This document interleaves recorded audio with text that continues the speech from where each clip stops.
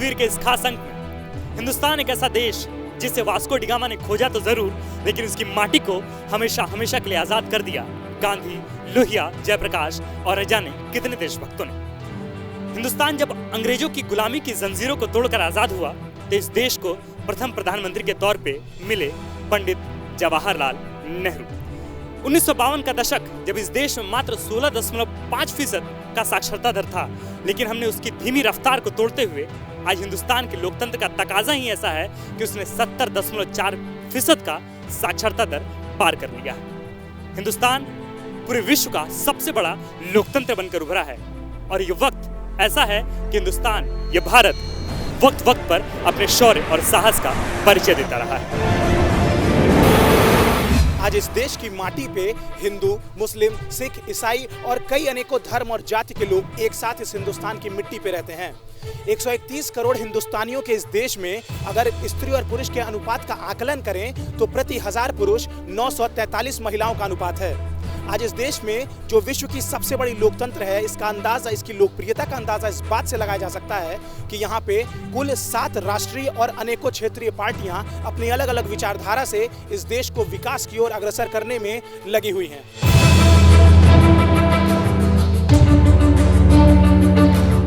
भारत में लोकतांत्रिक शक्तियों को मजबूत करने के लिए लोकसभा और राज्यसभा की स्थापना की गई थी। लोकसभा में कुल 552 सीटें हैं, जिसमें से वर्तमान समय में 543 सीटें निर्वाचित हैं। वहीं राज्यसभा में 250 सीटें हैं, जिसमें से 245 सीटें वर्तमान समय में निर्वाचित हैं, जिनमें से 2 सीटें राष्ट्रपति द्वारा नॉमिनेट की जाती हैं। साल 2014 में भारतीय राजनीति में एक नया मोड़ आया जब देश की सबसे बड़ी पार्टी भारतीय जनता पार्टी ने पूर्ण बहुमत के साथ सरकार बनाई। सबका साथ सबका विकास के नारे के साथ भारतीय जनता पार्टी ने अपने कार्यकाल की भव्य शुरुआत की। भारतीय जनता पार्टी ने कई वादे किए, जैसे कि काला धन, आतंकवाद, इन सबको खत्म करने के।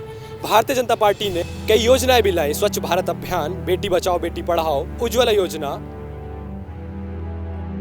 नमस्कार, कैसे हैं आप सब? सुनाई नहीं दिया, कैसे हैं आप?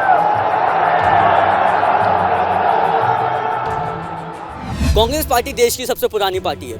आज़ादी के समय कांग्रेस ने संबोधन से लेकर आंदोलन तक, चुनाव से लेकर सत्ता संचालन तक हर चीज में अपना समर्थन दिया था। लेकिन 2009 की अगर बात करें तो कांग्रेस ने एक नारा बहुत ज्यादा बुलंद किया था, आम आदमी के बढ़ते कदम, हर कदम पर भारत बुलंद। आम आदमी के बढ़ते कदम, जय हो, हर कदम पर भारत बुलंद, जय हो।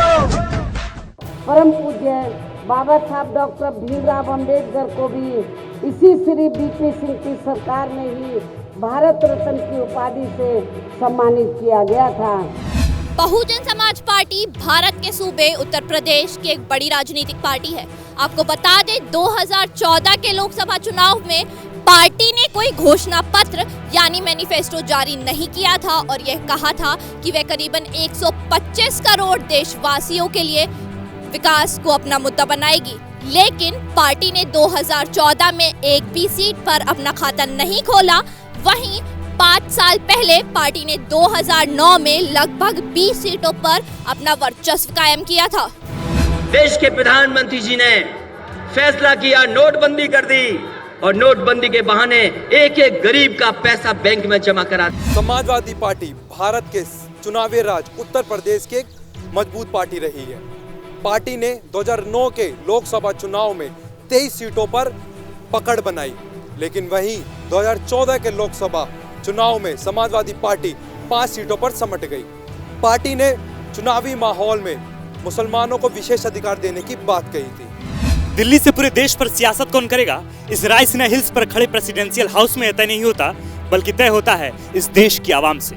2014 का पूरा माहौल तैयार हो चुका था, देश के प्रधानमंत्री के दावेदार तक तय हो चुके थे और इस देश में उन तमाम 2 बड़ी पार्टी, राजनीतिक पार्टियां, भारतीय जनता पार्टी और कांग्रेस के घोषणा पत्र भी तय हो चुके थे। कांग्रेस ने अपने घोषणा पत्र में 4 बड़ी चीजों का ऐलान कर दिया। कहा कि वो आम आदमी बीमा योजना, राष्ट्रीय स्वास्थ्य बीमा योजना, स्वावलंबन योजना और राजीव आवास योजना को लेकर इस देश में क्रांति लाने वाली है। 2014 का चुनावी समर की शुरुआत हो चुकी थी और ऐसे में भारतीय जनता पार्टी ने अपने घोषणा पत्र में 149 योजनाओं की घोषणा की। उनमें से कुछ प्रमुख योजनाएं इस प्रकार हैं: make in India, digital India, Ayushman Bharat, Beti Bachao Beti Padhao, स्वच्छ भारत अभियान और ऐसी तमाम कई योजनाएं जिनका बखान भारतीय जनता पार्टी ने अपने घोषणा पत्र में किया था। यूपीए और एनडीए दोनों पार्टियां अपने राजनीतिक मूल्यों को लेकर कितनी भी अलग हों, लेकिन दोनों पार्टियों ने 2014 में यह दावा किया था अगर वह सत्ता में आती हैं तो भारत के विकास पर काम करेंगी और कुछ मुख्य मुद्दों को अपना मुद्दा बनाएंगी, जैसे कि टेररिज्म की फंडिंग रोकना, भ्रष्टाचार को कम करना, काले धन को वापस लाना और भारत के विदेशी संबंधों को और भी ज्यादा मजबूत करना। अगर भारतीय जनता पार्टी की बात करें तो पिछले 5 सालों में उन्हें राफेल के मुद्दे और आंतरिक सुरक्षा के मुद्दों पर कई बार घेरा गया। अब यह आपको तय करना होगा कि 5 साल के बाद हमारा विपक्ष आज कितना मजबूत है। क्या वो 2019 में एनडीए को शिकस्त दे पाएगा कि नहीं? उत्तर प्रदेश में सपा और बसपा ने गठबंधन तो कर लिया, लेकिन राज्य सत्ता में लौट पाएंगे नहीं। बीएसपी को देश की सबसे बड़ी अदालत यानी सुप्रीम कोर्ट ऑफ इंडिया ने यह आदेश दिया कि पार्टी द्वारा बनाई गई सभी मूर्तियों का पैसा पार्टी को जनता को रिफंड करना होगा। सारे जहां से अच्छा हिंदुस्ता हमारा, हम बुलबुले हैं उसके, ये गुलसिता हमारा। हिंदुस्तान में सिर्फ राजनीतिक चीजें ही नहीं है जिसका विश्लेषण इस देश में होता है, बल्कि हिंदुस्तान की अपनी विरासत भी है, अपना गांव भी है, अपना शहर भी है, अपना मोहल्ला भी है। हिंदुस्तान में सेना है जिस पर हमें गर्व है, जिसपे पूरे देश को गर्व है। हिंदुस्तान में राजनीतिक चीजें हैं, उन घटनाक्रमों पर चर्चा तो होती रहती है, लेकिन इस देश की शौर्य पर, इस देश के साहस पर कभी कोई सवाल खड़ा नहीं करता। यही आज की हिंदुस्तान। तो भारत के इस चुनावी समर में आज इतना ही। तब तक के लिए देखते रहिए हमारे एक खास प्रोग्राम तस्वीर हिंदुस्तान की।